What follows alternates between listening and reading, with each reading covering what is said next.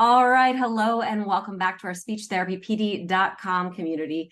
Thanks for coming back to our channel, which is the go-to space for insightful discussions and professional development and education tailored just for you, our listener.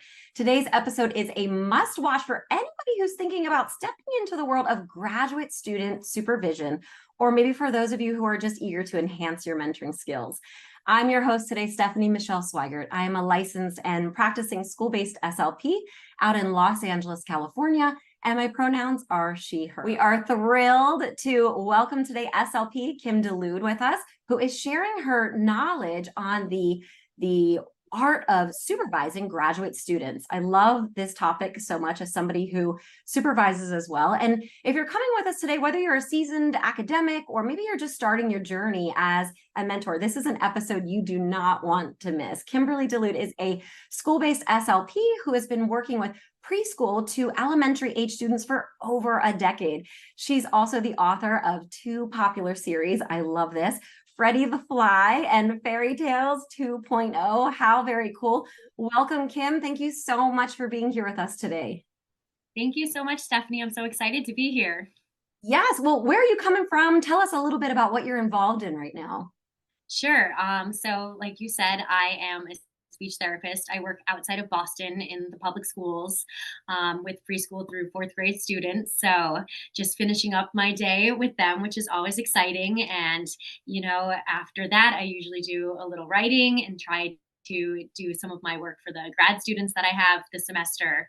And then just, hang out with friends and the cat. I love that. So you're right outside of Boston. Were you at ASHA, the 2020 convention? Yes, I was. It was great, but it was also always insanity. Yes, of course. It was in your neighborhood and over what, 20-some thousand therapists coming in to learn? Yes, it was. It was amazing. I love when I get a chance to go. Wonderful. Well, very exciting. So a lot going on for you. You've got a lot of things that you are involved in, a lot of different hats that you wear. And we know that you've also developed a comprehensive course that is on speechtherapypd.com called A Beginner's Guide to Supervising Graduate Students. So listen up, anyone who is here listening to this episode. Kim is here to really give us a sneak peek into key insights and strategies and practical tips that she covers in that course. So if you're listening, grab your notebooks and get ready to enrich your mentoring toolkit with some insights from Kim.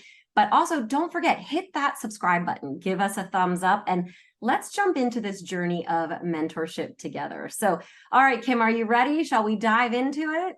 I'm ready. Let's go. All right, let's do this. The golden question that we have for you and for our listeners today really is, what are 3 takeaways that SLPs really must know when it comes to supervising a graduate student?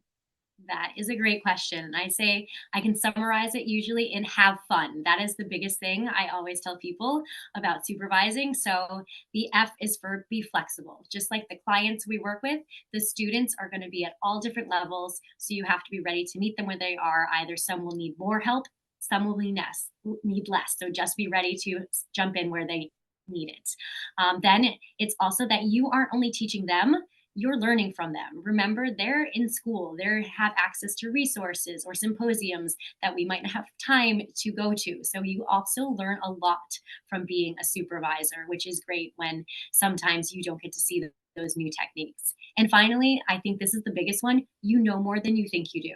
I think my biggest hesitation was, I'm not ready. I don't know enough right now to take on a student, but I'm telling you right now, you know so much more than you think you do, and you have this.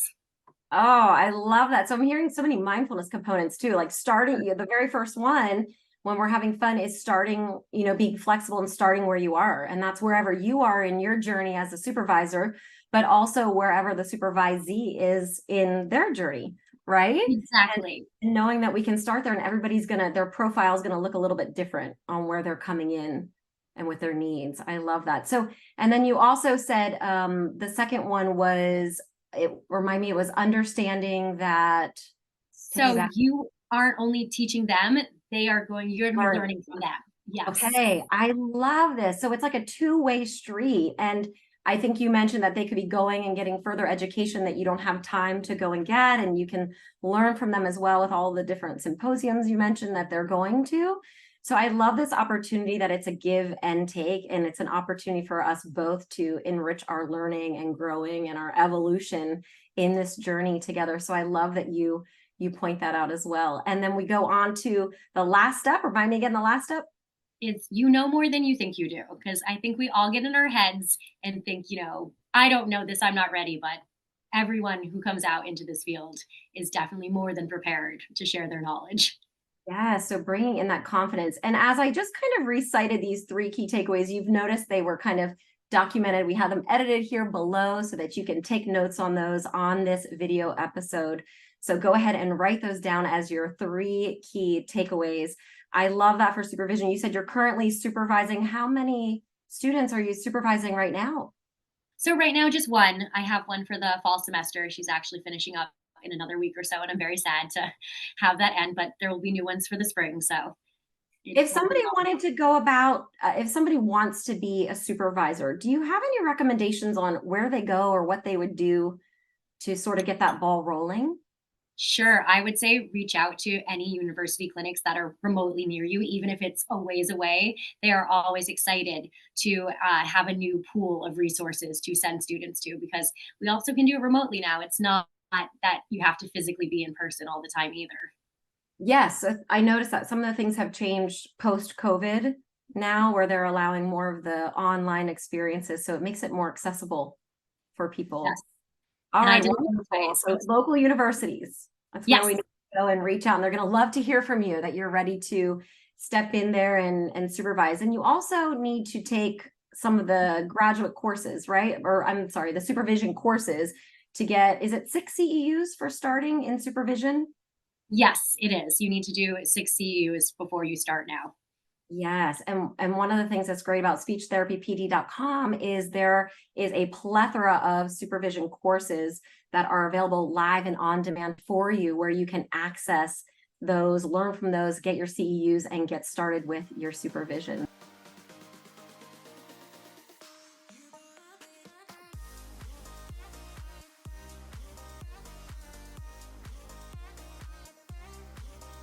So wonderful. Kim, now tell me, if anybody wanted to reach out to you with questions about this, since you're the go-to expert on supervising graduate students, do you have anywhere that they should find you? Any websites or social handles or any resources for people? Sure.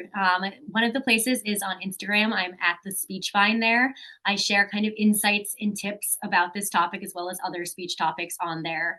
I also have a website, kimdbooks.com, where there would be book information as well as other SLP information. And the final thing I'm really excited about is on Facebook, I just started a group that is SLPs Supervision Network Support Group. So you can find that on there. It's a place just where people who are thinking about it, who are already doing it, can come together, ask questions, share stories, just kind of a space for all of us where we can connect together. Oh, that's amazing. So you're starting a community on Facebook. So whether or not you're already supervising or somebody who is interested in doing so, you can come into that Facebook group and have a community of like-minded people, ask questions, get answers, feel supported. Yes.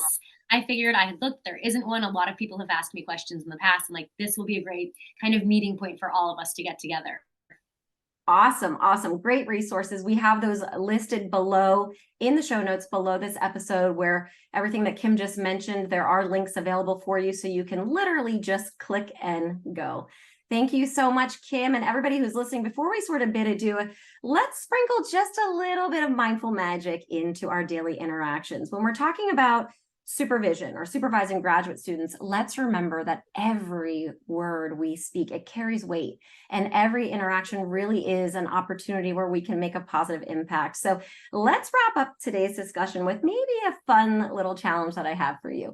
For the next 24 hours, I invite everybody to really be intentional in our speech. So whether you're guiding a graduate student or you're chatting with colleagues or heading over to Starbucks to order your morning coffee, let's think about infusing every word with intention, conscious intention and clarity, and maybe even a little dash of enthusiasm so that we can begin to really create this ripple effect of positivity in our day. We do want to hear from you, so go ahead and share your experiences with us in the comment section below. Let us know, how did this intentional use of language make a difference in your work or maybe in your supervision?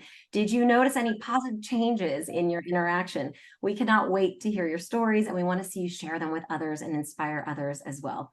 As we wrap up, a huge thank you to Kim. Kim, thank you so much for guiding us through the ins and outs of supervising graduate students. Thank you. Thank you so much for having me. I'm excited. It's a topic I really am passionate about. Yes, thank you for all of your golden nuggets. We're excited about your course on speechtherapypd.com. And thank you to everybody who is listening and is a part of this community and this enriching conversation. So remember, everybody, your words have the power to inspire, to uplift, and to really create lasting connections. So let's continue to be mindful, present, and intentional in every step of our journey. To take a deeper dive into the topic we're discussing today and further your education, please be sure to head over to speechtherapypd.com. Check out the course, A Beginner's Guide to Supervising Graduate Students, with presenter SLP Kimberly Delude. For other topics, when you subscribe to speechtherapypd.com, you're going to get over 1 year access to 1,000 plus live and on-demand courses that are accessible to you, and you can scoop up those ASHA CEUs. If you're new to speechtherapypd.com, no worries. You can access a free course, so see below for details. We will see you back here soon as we are answering more of those golden questions that SLPs and SLPAs are asking, and we're bringing in the industry-leading experts to give you the answers you need to step up your game and build your know-how.